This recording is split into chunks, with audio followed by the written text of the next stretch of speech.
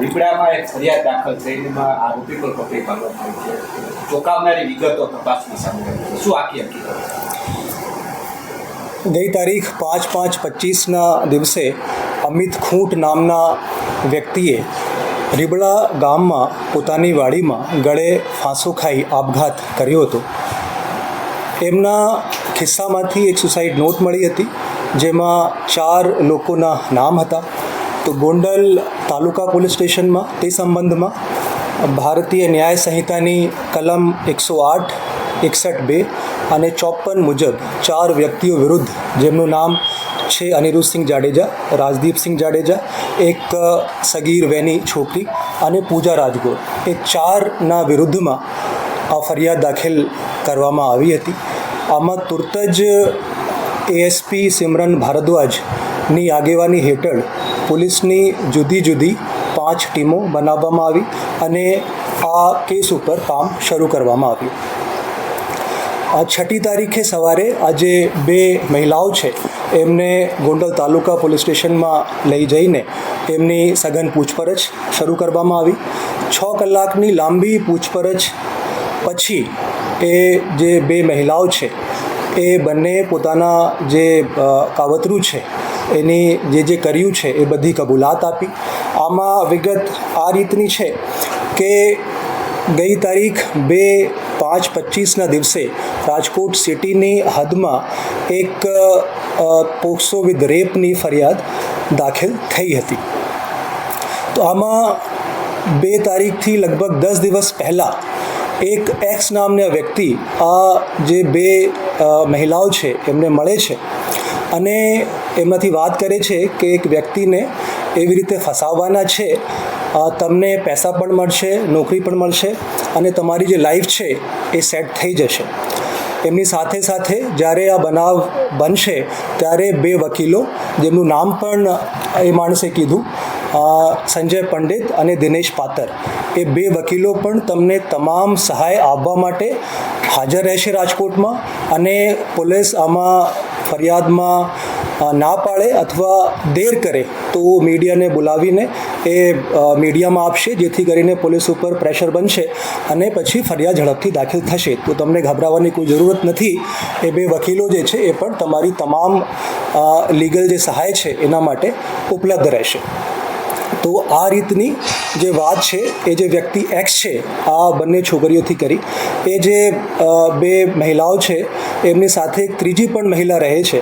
પહેલાં નક્કી કરવામાં આવ્યું કે ત્રીજી જે મહિલા છે એ આ જે કામ છે એને અંજામ આપશે, પણ એ પુખ્ત વયની મહિલા હતી. તો પછી એક સગીર વયની જે છોકરી છે એમને સિલેક્ટ કરવામાં આવ્યા અને પછી આ કાવતરું રચવામાં આવ્યું, જેથી કરીને આમાં પોક્સો વિથ રેપ લાગે તો આમાં જામીન જે છે એ આરામથી, આસાનીથી મળશે નહીં. તો આ વસ્તુ ધ્યાનમાં રાખીને એક સગીર વયની જે છોકરી છે એના આમાં યુઝ કરવામાં આવ્યું છે. તો બંને જે છોકરીઓ છે, એક સગીર વયની અને પૂજા રાજગોર, એ બંનેની ધરપકડ 6મી તારીખે સાંજે કરવામાં આવી હતી અને ગઈકાલે કોર્ટમાં પ્રોડ્યુસ કરતા જે સગીર વયની છોકરી છે એમને રિમાન્ડ હોમ વડોદરા ખાતે મોકલી દેવામાં આવ્યું છે અને પૂજા રાજગોરના રિમાન્ડ 2 દિવસના મંજૂર થયા છે. એના સિવાય ગઈકાલે અમે બંને જે વકીલો છે, દિનેશ પાતર અને સંજય પંડિત, આ બંનેની ધરપકડ કરી છે અને આ બંને વકીલોની જે પૂછપરછ છે અત્યારે ચાલુ છે. આજે સાંજે આ બંને વકીલોને કોર્ટમાં પ્રોડ્યુસ કરવામાં આવશે. આ જે બંને વકીલો છે એમના ગુનાહિત ઇતિહાસ પણ છે.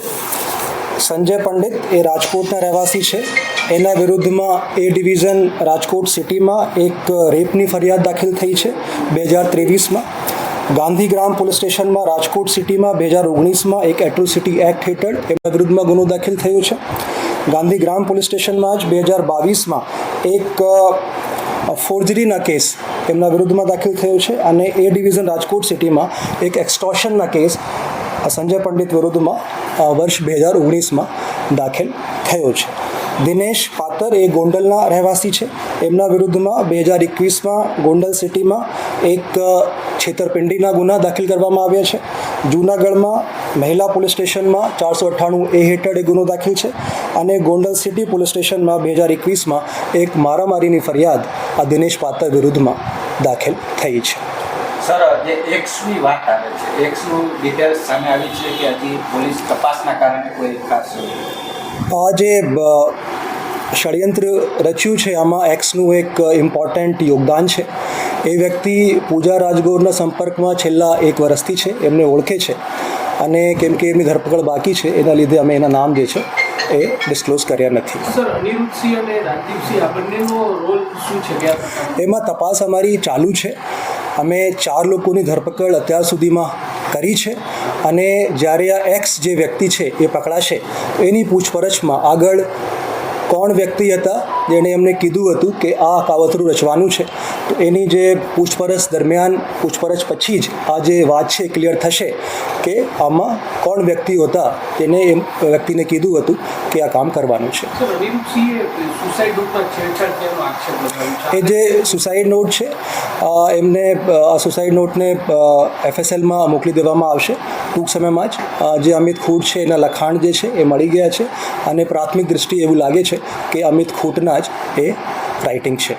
અમિતને ફસાવવા માટે કેટલા સમયથી આ પ્રકારે આ કાવતરું રચવામાં આવ્યું? છોકરીએ કઈ રીતે અમિતને ફસાવ્યું? હા, એ જે મેં પહેલાં કીધું કે 2જી તારીખે આ બનાવ બન્યો છે જેમાં રેપ વિથ પોક્સો દાખલ થઈ છે. એનાથી લગભગ 10 દિવસ પહેલાં જે સગીર વયની છોકરી છે એણે જે અમિત ખૂટ છે ભોગ બનનાર એના ઇન્સ્ટાગ્રામ ઉપર એક પોસ્ટ હતી અમિતની, એ લાઈક કરી હતી અને એના પછી બંને એકબીજાના સંપર્કમાં આવ્યા અને બંનેમાં ચેટ શરૂ થઈ.